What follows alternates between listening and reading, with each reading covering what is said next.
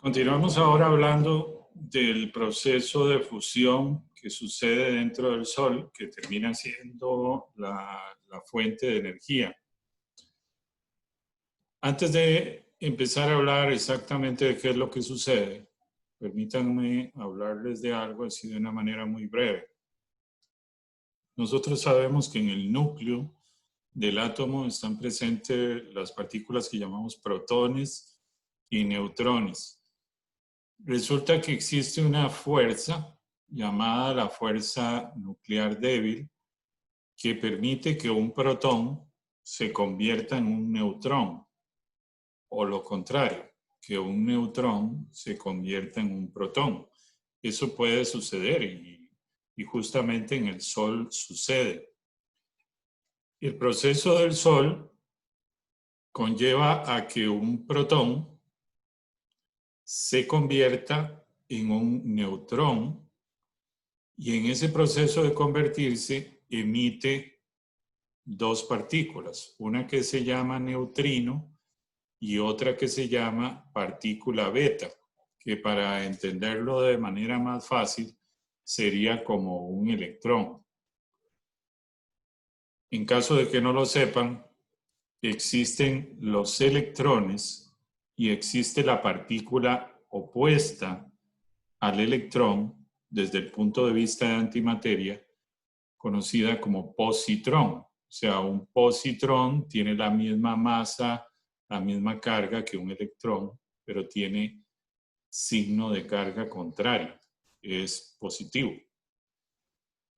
Entonces, en un proceso de desintegración de un protón a un neutrón, que se conoce como decaimiento beta, se emite un neutrino o un antineutrino, que es la partícula opuesta, y se emite una partícula beta negativa, que es, para entenderlo en palabras sencillas, sería como un electrón, y una partícula beta positiva, que para entenderlo también en palabras sencillas sería como un positrón.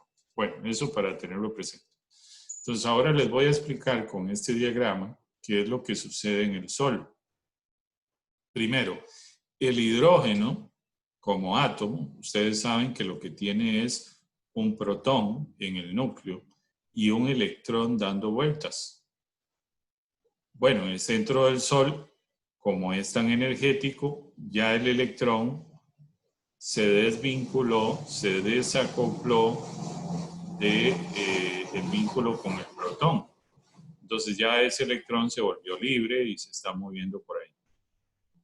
Si nosotros tenemos entonces dos núcleos de hidrógeno, es decir, dos protones que están presentes en el centro del Sol, esos dos protones se juntan, se fusionan, esto quiere decir que colisionan a distancias nucleares, y como quedan dos protones juntos, eso se vuelve inestable. Y esa inestabilidad lleva a que uno de esos dos protones se transforme en un neutrón. Entonces ahora ese grupo de dos ya no es un protón-protón, sino es un protón al lado de un neutrón. Y resulta que ese ion que tiene un protón y un neutrón se conoce como deuterio y es un isótopo del hidrógeno. O sea, sigue siendo hidrógeno, pero es un hidrógeno que tiene añadido un neutrón. Ese es un isótopo del hidrógeno. Y entonces cuando ese protón se convierte en neutrón, emite un neutrino, que se representa por esta letra griega, y emite una partícula beta positiva, que como les decía, para entenderlo nosotros de manera sencilla, sería como un electrón positivo. Y entonces, ya le doy la palabra a los que quieren preguntar. Y entonces, ese electrón positivo, llamado partícula beta positiva, se junta con un electrón negativo o partícula beta menos. Como ambos son antimateria, se colisionan y liberan rayos gamma. rayos gamma. Por eso es que vemos aquí el símbolo de gamma. Muy bien. Ahora, ¿qué pasa? Ese isótopo del hidrógeno, deuterio, que lo representamos por la letra D, luego se junta, se fusiona con otro núcleo de hidrógeno tal cual, o sea, un protón, y forman helio 3. Helio 3 tiene 2 protones y tiene un neutrón. En ese proceso de fusión, de unión, se emite rayos gamma y ese helio 3 que se genera por aquí, más otro helio 3 que se generó por la misma cadena, se fusionan y forman berilio 6. Ese berilio 6 se convierte instantáneamente en un protón, en otro protón y en el núcleo del helio, que es lo que llamamos el helio 4. Y aquí termina el proceso. Pero vean qué interesante. ¿Con cuántos núcleos de hidrógeno empecé? Con 4. ¿Con cuántos núcleos de hidrógeno termino? Con 2. Y además de eso, helio. Entonces, en el proceso de la reacción, lo que queda es 2 núcleos de hidrógeno y helio. Pero yo empecé con 4 núcleos de helio. Conclusión, ¿qué le va a pasar al Sol tarde o temprano? Se le va a acabar el hidrógeno. Se le va a acabar el hidrógeno porque el punto de partida en el proceso son núcleos de hidrógeno. Yo parto de 4 núcleos de hidrógeno y al final solo obtengo 2. Entonces voy perdiendo 2 en cada proceso. Eso quiere decir que tarde o temprano el Sol va perdiendo hidrógeno, va ganando helio, sigue perdiendo hidrógeno, sigue ganando helio, y llega un momento donde esta reacción ya no se da. Entonces la estrella sigue su proceso de muerte, por decirlo así, ¿no? Esto es lo que se conoce como el ciclo del Sol. Y el proceso de fusión que se da inicialmente es hidrógeno con hidrógeno. Entonces observen, esto es hidrógeno que se fusiona con hidrógeno, da deuterio más una partícula beta positiva o positrón, para entenderlo de una manera más simple. Y luego ese deuterio se fusiona de nuevo con hidrógeno normal y da helio 3, se emite radiación gamma. Ese helio 3 se fusiona con más helio 3 y da helio 4, que no es más que el ion del helio, que conocemos como gas. Y se libera hidrógeno. Pero empezamos con 4 hidrógenos y terminamos con 2 a veces. Muy bien, preguntas. Puede entrar cualquiera que guste. Sí, profe, yo tenía entendido, digamos, que una forma popular de producir plasma era, digamos, por medio de bombardear, crear ese bombardeo, digamos, de moléculas de deuterio con tritio. Pero yo tenía entendido, digamos, de que uno podría conseguir esos dos tipos de materia, digamos, como un estado natural. Pero ahora me doy cuenta, realmente entonces el deuterio, partimos más bien de como materia, digamos, los isótopos de hidrógeno, y creamos entonces el deuterio como en un estado ya muy energético, y posteriormente es que se bombardea entonces con moléculas de tritio. ¿Correcto? ¿O cómo sería eso? Sí, ¿O estoy confundido? su pregunta es sumamente valiosa.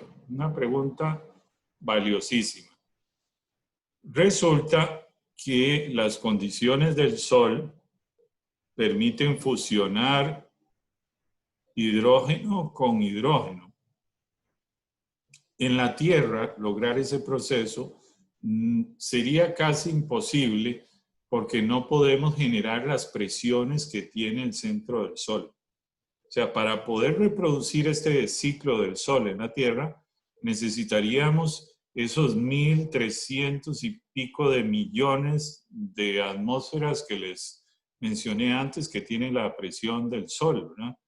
Entonces, como esa presión no la podemos generar en la Tierra, esta no es una reacción que podamos generar en la Tierra.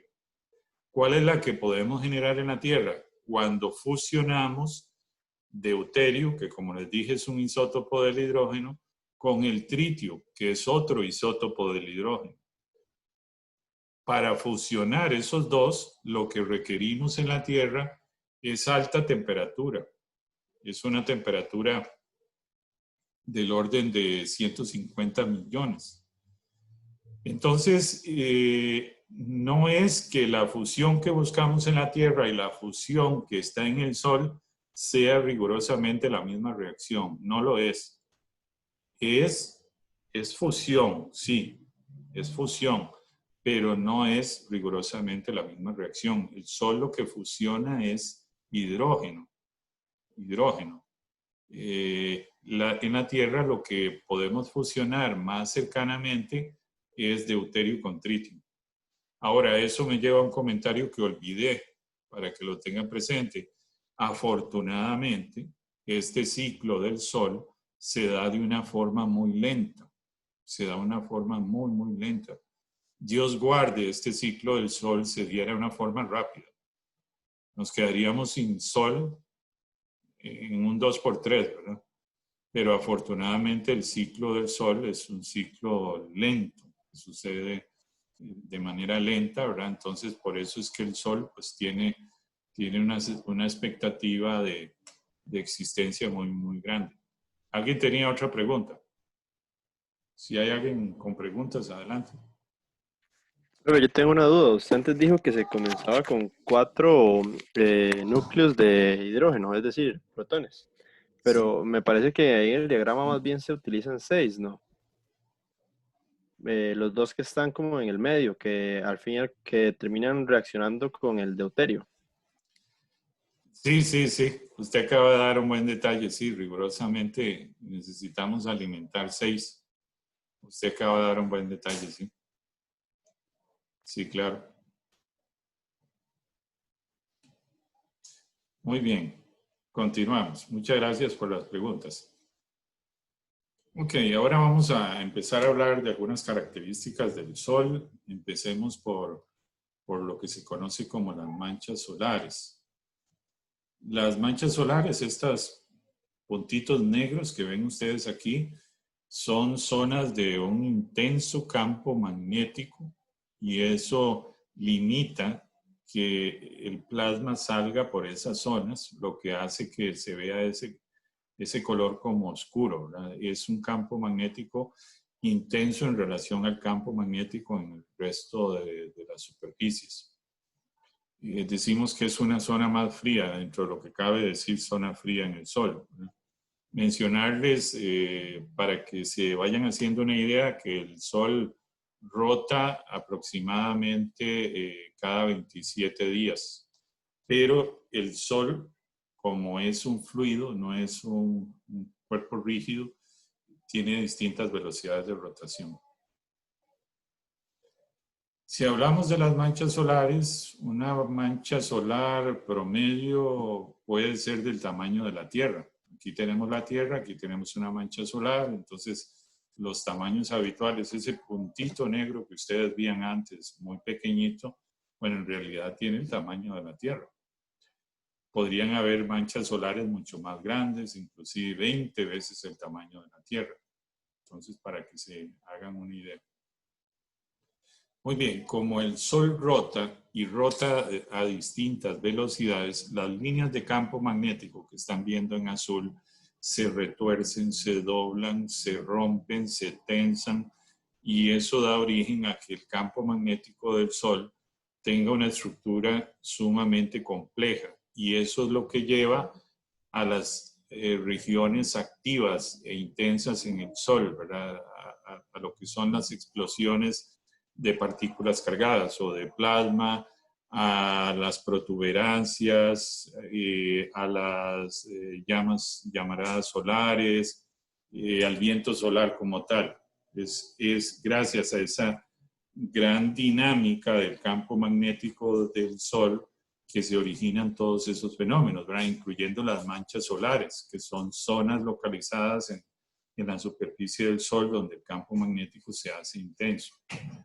Entonces, si nosotros viéramos el Sol por dentro, en la zona convectiva, por eso se le llama zona convectiva, porque es una zona donde tenemos mucho movimiento de la materia presente en el Sol, eso hace el movimiento de las partículas cargadas, como mencionaba Jorge antes, genera un campo magnético. Entonces, el origen del campo magnético del Sol es debido al movimiento de las cargas en el Sol como tal, por ejemplo, en esta zona de convección. Entonces, aquí ustedes ven, esto es una línea de campo magnético del Sol. Vean cómo dentro se retuerce, se estira e inclusive hasta podría romperse. Entonces, las líneas de campo magnético se originan por el mismo movimiento de la masa de plasma dentro del Sol, porque son partículas cargadas moviéndose y eso origina un campo magnético. Y es ese campo magnético dinámico el que da origen justamente a los bucles coronales, que son estos chorros de plasma que ustedes ven aquí, que se dan en la zona de la corona.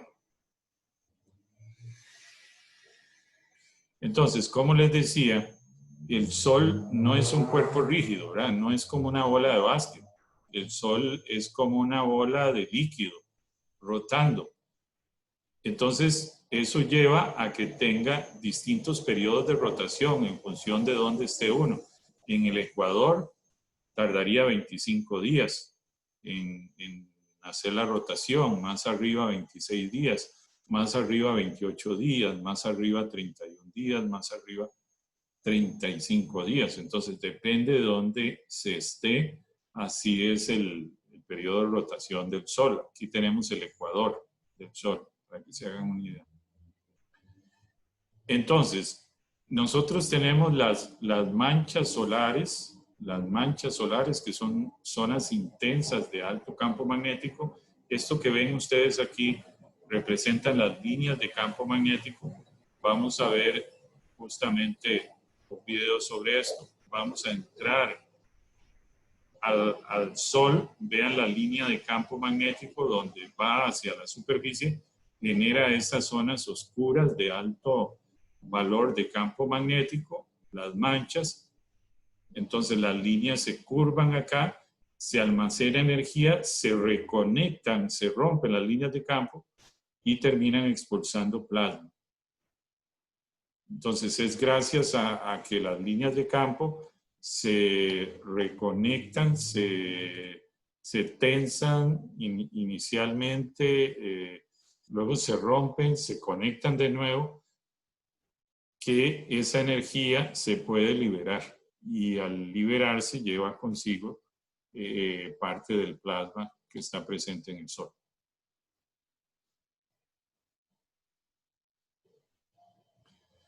Muy bien, luego hablamos de las llamas solares. Son sumamente rápidas, son sumamente intensas, son explosiones pequeñas, ¿verdad? Tienen mucho brillo, pueden viajar inclusive a la mitad de la velocidad de la luz, pueden ocurrir varias veces al año. El Sol tiene distintos periodos de actividad, entonces depende mucho de si está en el pico de actividad o no del Sol.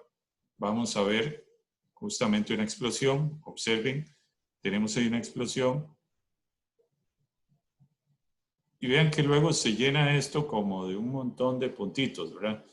Eso es porque la explosión justamente se vino en la dirección de donde estaba el satélite que tomó esta medida, ¿verdad? O sea, ya cuando aparece todo esto es que las partículas cargadas llegaron al satélite. Entonces tenemos la explosión de la llamarada, se viene en dirección hacia donde estaba el satélite y entonces vemos esto que está aquí. ¿Cómo se originan las llamaradas solares? Bueno, aquí lo representamos de una manera análoga utilizando un imán. Tenemos líneas de campo magnético que van de norte a sur y algunas podrían salir hacia afuera, no necesariamente estar directamente hacia el sur. Estos serían como líneas de campo originadas por otros campos magnéticos que están externos, como interplanetarios. Y entonces lo que pasa es que un campo magnético, como ustedes bien saben, almacena energía. Entonces se da un proceso al que poco estamos acostumbrados en la Tierra, que es que las líneas de campo se crucen.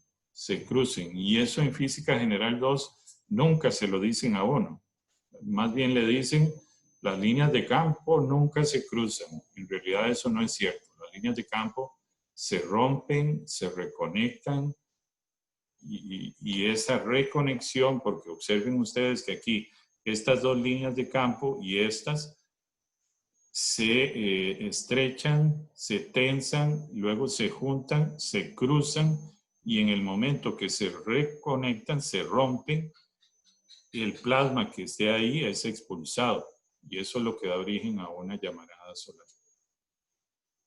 Muy bien, aquí podemos ver una de estas eyecciones de masa coronal. De nuevo, observen cómo la imagen se llena de puntitos, que es justamente cuando llegan las partículas.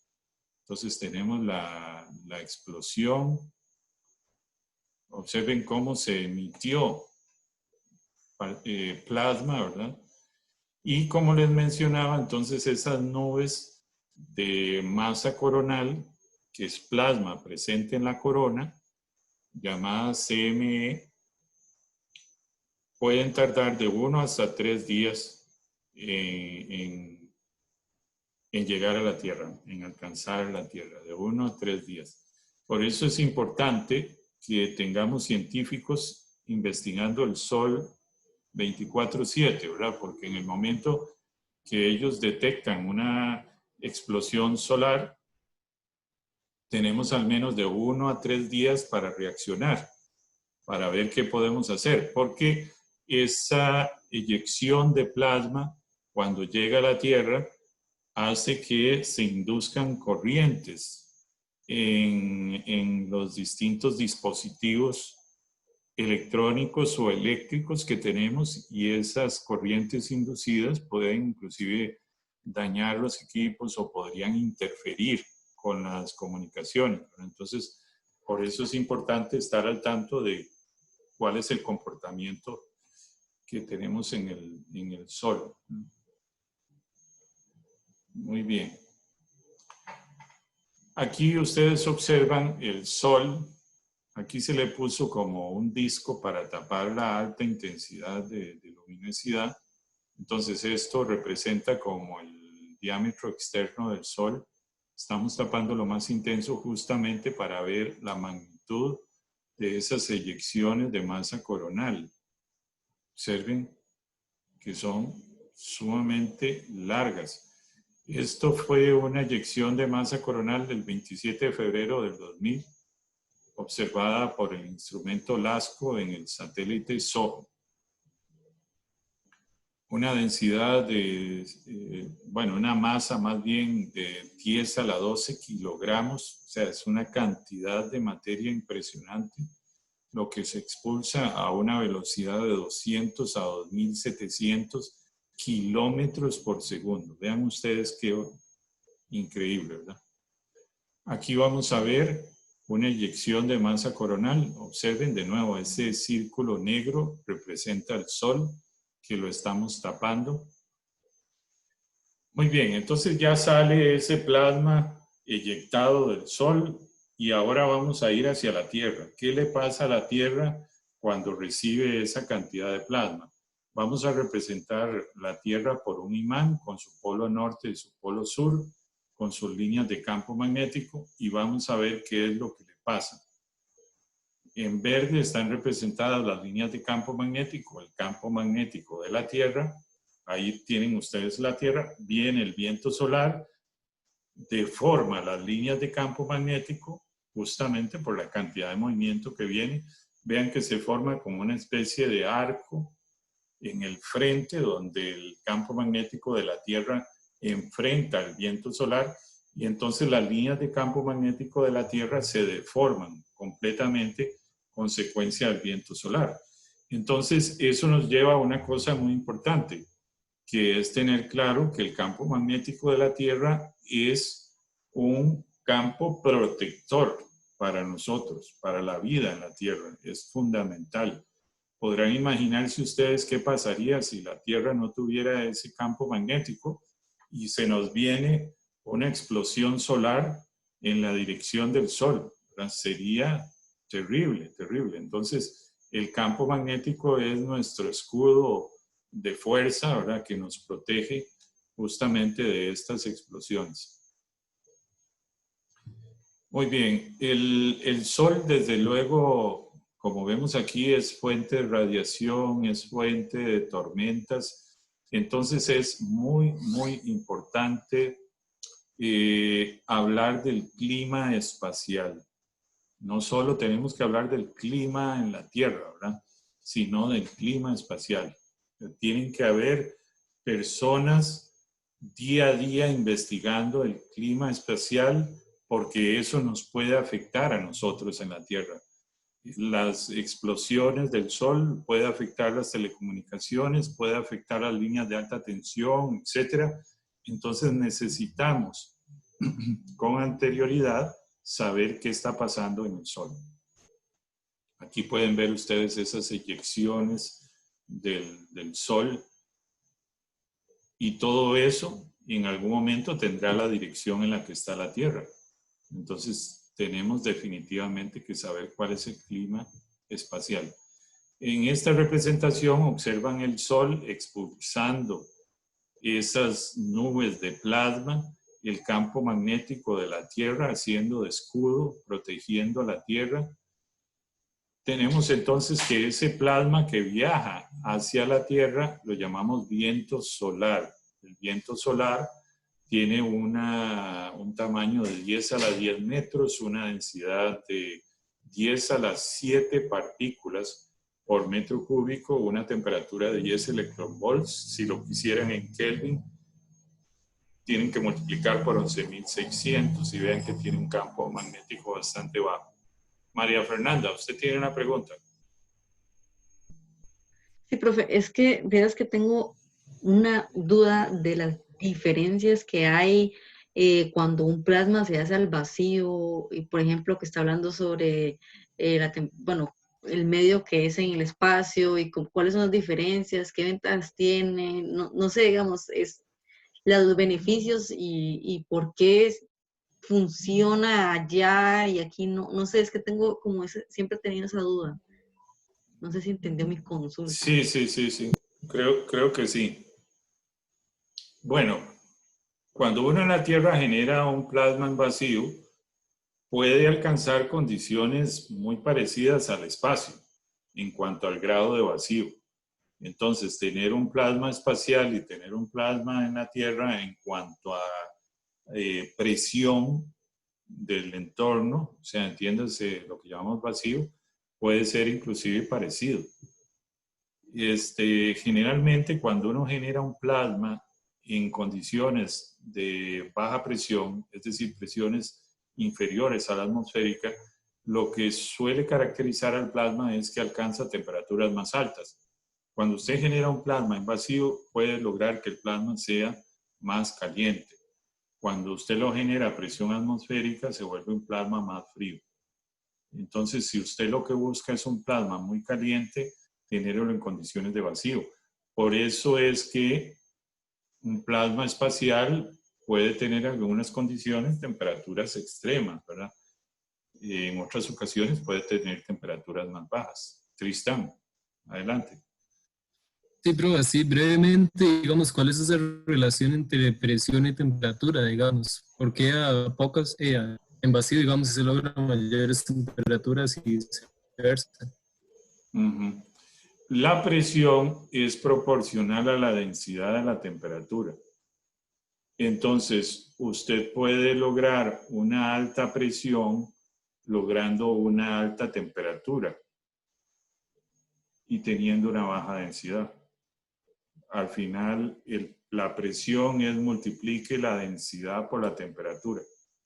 Entonces, si yo quiero alta presión, puedo subir generalmente en un plasma, lo que se sube es la temperatura, no la densidad, porque si yo subo la densidad, el plasma se me enfría. Y eso me lleva al tema de lo que mencionaba ahora. En un plasma atmosférico, la densidad crece. Entonces eso hace que el plasma se me enfríe más. Por eso es que un plasma atmosférico es más frío. Muy bien. ¿Alguien más levantó la mano? Sí, profe, yo otra vez. Sí. Y digamos, sabiendo eso, ¿cómo es que funcionaría el trasfondo de que crear, como por ejemplo lo que está haciendo ITER, que quiere intentar generar energía con un tokamak? ¿Cómo harían eso ya como internamente? ¿Cómo es posible hacer energía de esa manera, digamos, ya a manera más química? Bueno, más física, ¿verdad? Porque es un proceso físico completamente. Bueno, Ok. esa pregunta mejor dejémosla para más adelante porque la vamos a ver, definitivamente. Vamos a estar hablando de plasmas de fusión después de que terminemos estos plasmas. Entonces dejémosla para más adelante. Muy bien. Ahora, el Sol rota. El Sol, como les dije y como les mostré, el Sol rota, ¿verdad?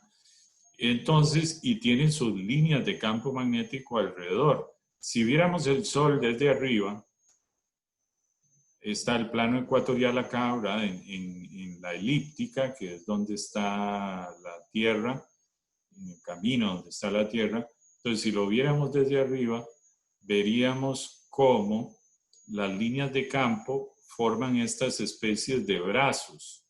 Esta forma de brazos se conoce como, ¿cómo se llama? La forma de Aristóteles, me parece. Ya ahorita lo vamos a ver. Y entonces, las líneas de campo toman esta forma por la rotación del Sol, por la rotación. Entonces las líneas se retuercen de esta forma y en esta línea discontinua es donde está girando la Tierra aproximadamente. Hay una característica que vamos a ver en la unidad 3 de que el plasma suele seguir las líneas de campo magnético. Entonces, si aquí está el Sol expulsando plasma radialmente a 400 kilómetros por segundo, no es que el plasma se va directo radialmente hacia afuera, sino que él lo que hace es que sigue los brazos de las líneas de campo magnético. Entonces el plasma lo que haría es irse siguiendo estos brazos. No es que se va radialmente hacia afuera, sino que sigue estos brazos. Ahora, una cosa muy interesante es que el plasma sale expulsado del Sol a distintas velocidades. Observen aquí el Sol, tengo los polos, aquí un polo, abajo otro polo, y aquí tengo la elíptica, digamos el ecuador. Entonces, el Sol expulsa plasma en la zona ecuatorial con una velocidad y expulsa plasma en la zona de los polos con otra velocidad. El plasma expulsado en las zonas de polos es justamente llamado el viento solar rápido y el plasma expulsado en la región más elíptica es el viento solar lento. Eso nos lleva entonces a que en la zona lenta, que es la zona de la elíptica, entiéndase la elíptica como ese plano en el que están los planetas, ¿verdad? En el sistema solar, la velocidad del viento solar son 400 kilómetros por segundo. Mientras que si nos vamos al polo superior, a latitudes máximas, en el sur, por ejemplo, hablaríamos de entre 700, 800 kilómetros por segundo para el viento solar, de igual manera en el norte, ¿verdad? Entonces, que tengan presente que el Sol expulsa el viento solar a distintas velocidades. Aquí vienen algunos datos sobre el viento solar rápido, el viento solar lento, lo que les decía, ¿verdad? Velocidades del viento solar rápido en torno a 700, 800 y el lento en torno a 300, 500 kilómetros por segundo. Aquí pueden ver valores de densidad para ambos plasmas, temperaturas de protones y electrones, que aquí solo se dan los datos para el viento solar rápido. Muy bien, aquí viene una parte muy importante. Aquí lo que tenemos es el Sol. El Sol, entonces expulsa el viento solar y por aquí está atravesada la Tierra. Entonces, lo primero que enfrenta al viento solar es lo que, alrededor de la Tierra, es lo que llamamos la magnetosfera. Y la magnetosfera se forma gracias al campo magnético de la Tierra. Entonces, viene el viento solar, deforma las líneas de campo, como vimos antes en la animación, y toma estas formas. Y eso es lo que llamamos la magnetosfera. Si nos vamos más adentro, mucho más adentro, encontramos la ionosfera, que vamos a hablar de ella también. Y el espacio a lo largo del sistema solar, recordemos que lo llamamos heliosfera. La heliosfera es todo ese espacio, todo ese que ocupa entre planetas y que está dentro del sistema solar. Pero entonces, para nosotros va a ser importante la heliosfera, la magnetosfera. Cada planeta tiene su magnetosfera, si tiene campo magnético, y cada planeta tiene su ionosfera, si tiene campo magnético. Aquí podemos ver algunas formas de la magnetosfera de la Tierra. Vean aquí las líneas de campo, cómo viene el viento solar, se enfrenta a esta especie de escudo de choque y luego cómo se deforman las líneas de campo.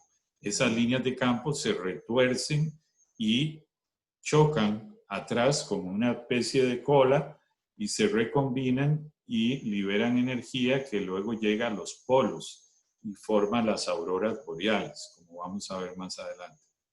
Además, por aquí dentro encontramos unos cinturones de partículas cargadas que se conocen como cinturones de radiación de Van Allen, que también vamos a hablar de esto brevemente. Quiero que pongan atención a este video, por favor.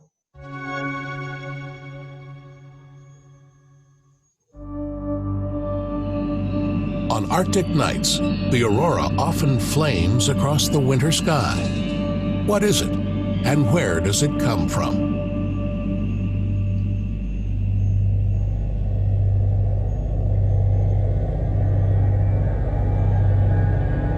This is where the tale of the aurora starts, on the Sun, a star of average size among billions of other stars in our Milky Way.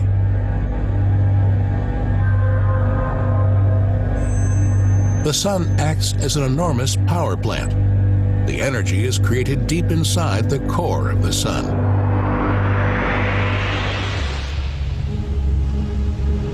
Here the temperature is over 14 million degrees, and the pressure so enormous that hydrogen atoms are squeezed together into another element, helium. This nuclear reaction releases energy. The light radiates outward from the core of the Sun. In the outer layers, the heat moves to the surface in huge eddies called convection cells. These electrical currents of charged gas create magnetic fields inside the Sun. In some places, strong magnetic fields push their way up through the surface. They slow down the eddies of hot gas. The surface cools, and darker sunspots appear. The electrically charged gas is called plasma. The plasma drags the magnetic field further outwards. The magnetic field stretches and twists like a rubber band, and then the rubber band breaks. Several billion tons of plasma is hurled out from the Sun. This is called a solar storm.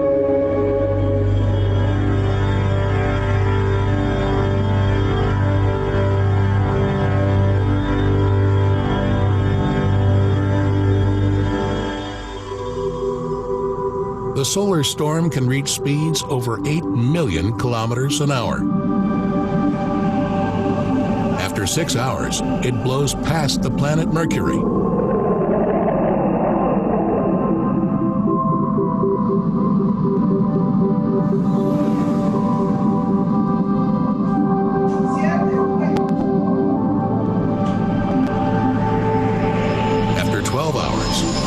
planet Venus.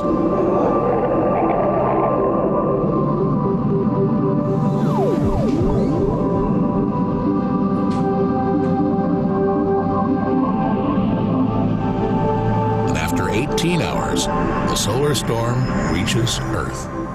When the solar storm reaches our planet, something strange happens. An invisible shield, the Earth's magnetic field, deflects the storm. The magnetic fields couple together and create a funnel where the gas streams down on the daylight side of the pole. This is the daylight aurora. The magnetic fields stretch further back and couple together.